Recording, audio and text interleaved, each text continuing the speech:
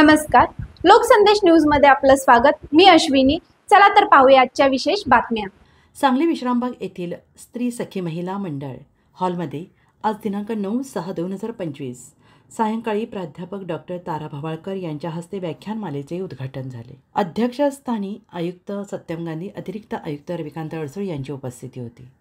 सांगली, मिरज आणि कुपवाड शहर महानगरपालिकेच्या वी.स. खांडेकर या वाचनालयातर्फे 30व्या वसंत व्याख्यानमालेत प्राध्यापक भवाळकर बोलत होत्या। भाषिक विलास म्हणजे साहित्य संमेलन। समाजात एकारलेपण येऊ नये, तसेच शारीरिक, मानसिक, बौद्धिक, कलात्मक विकास व्हावा, सुसंस्कृत आणि संवेदनशील समाज घडावा, यासाठी साहित्य संमेलनाची गरज आहे। माणसांना आवाजाची सोबत हवी असते आणि म्हणूनच अनेकांना मोबाईल जवळचा वाटू लागला आहे। मनामध्ये साचलेले बोलत राहिले पाहिजे, या मताची मी आहे। कथा, उखाणे, गाणी, कोडी या माध्यमातून बाईने भाषा वाढवावी।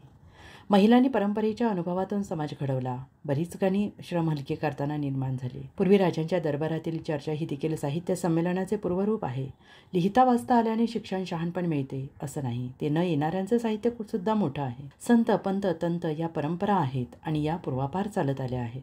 शहाणपण आणि आनंद मिळवायचा असेल, भाषिक आणि सांस्कृतिक विकास महत्त्वाचा आहे। लिखित मौखिक कलांच्या माध्यमातून होणारा विकास हे साहित्य असते, असे मत अखिल भारतीय मराठी साहित्य संमेलनाचे अध्यक्ष प्राध्यापक डॉक्टर तारा भवाळकर यांनी व्यक्त केले। शेवटी प्राध्यापक भवाळकर यांनी आचार्य जावडेकर यांचे जेलमधील पत्रांचे पुस्तक वाचनालयास भेट दिले।